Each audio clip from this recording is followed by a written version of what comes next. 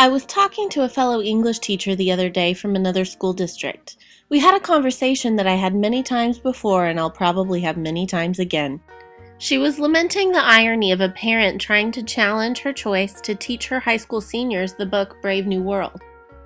"They're trying to censor a book about the dangers of censorship," she bemoaned. For her and many other teachers like me, book banning is a personal struggle. My job is to teach my students to love reading. Embarrassingly enough, just miles away from where I live and teach, and just a few years ago in Humble ISD, a suburb of my beloved hometown of Houston, an instance of censorship just like this took place.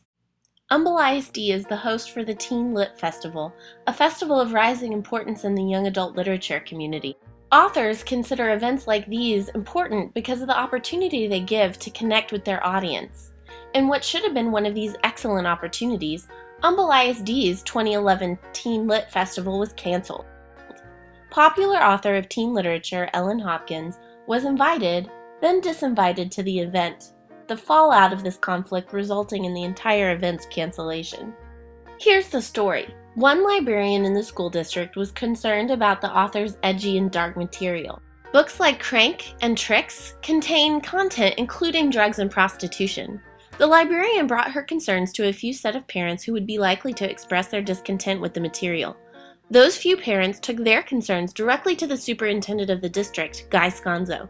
Hopkins quickly found her invitation revoked, though the school district maintains that she was never formally invited because there was no contract.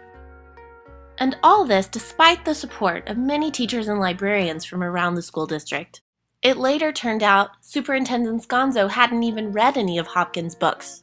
When other authors that were supposed to appear caught wind of the marginalization of a fellow author, 4 of them canceled. After more than half the authors who were supposed to appear weren't coming, the school district canceled the event entirely. What should have been a celebration of teen literacy ended up as nothing at all. And it makes me so mad. My own students love these books. I can't keep them on the shelves in my classroom. Our school librarian has the same problem, if you can call that a problem. Meet Shay, a pretty average reader, and Jonathan, definitely a reluctant reader. These guys love these books, and they can say it better than I could. I don't really feel good about reading because it's hard for me to read. I like that they connect with people. Well, Ellen Hopkins' books were a lot like all the words were spaced out, and it was a lot easier for me to pay attention to what was happening, a lot easier for me to make sense of what I was reading. I would be mad and would kind of protest to get the books back because the books are very interesting and the kids here at school can really relate to them. Well, no, not really, because everybody in high school is already either 16 or older and they already know about these things. And there's TV, there's video games, there's the internet that basically everyone's on, so there's no point of hiding it. No, because when kids read about it, they know the consequences and how they harm their family. So when they read about it, they can choose whether to be an idiot and do the drugs and sex when they're young, or be mature and wait until so that they don't get in trouble or make their family unhappy or make really bad choices. See? Couldn't have said it any better myself. So many people in so many places are trying to keep books out of schools and libraries. It has to stop. Catcher in the Rye, Slaughterhouse-Five, To Kill a Mockingbird, Of Mice and Men, The Adventures of Huckleberry Finn, Brave New World. Perhaps most ironically, Fahrenheit 451, arguably one of the greatest books of our times, the Harry Potter series. The reasonable person would think, oh, those are all classics, or wow, what prestigious award winners, and that person would be right. But all of them have been banned.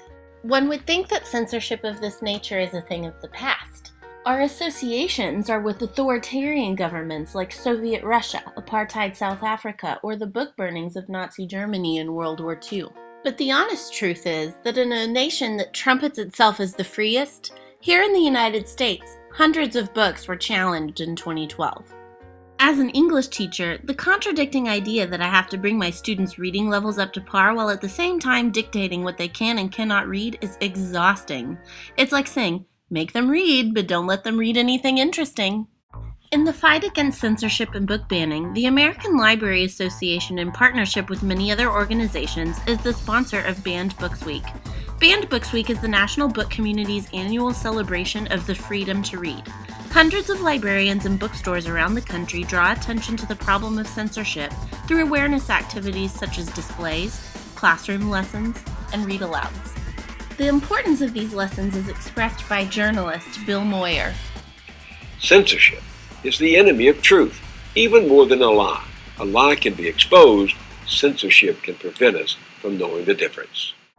In an age concerned with so-called college readiness, book banners are willing to send our children off unprepared for college, mentally unprepared to deal with the delicate and difficult issues that real life dictates they face. What book banners are really trying to do is shelter children, but books are exactly the shelter children need to experience the harsh realities of life in a safe environment. Remember that ad from way back when? It's 10 p.m. Do you know where your children are? Well, if the answer is upstairs in their room reading about drugs, sex, violence, gangs, religion, rape, bullying, curse words, magic, or any other controversial topic, then that means they're upstairs and safe from those menaces just mentioned.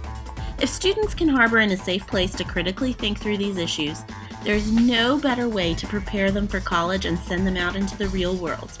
Rather than banning books, we should be reading them.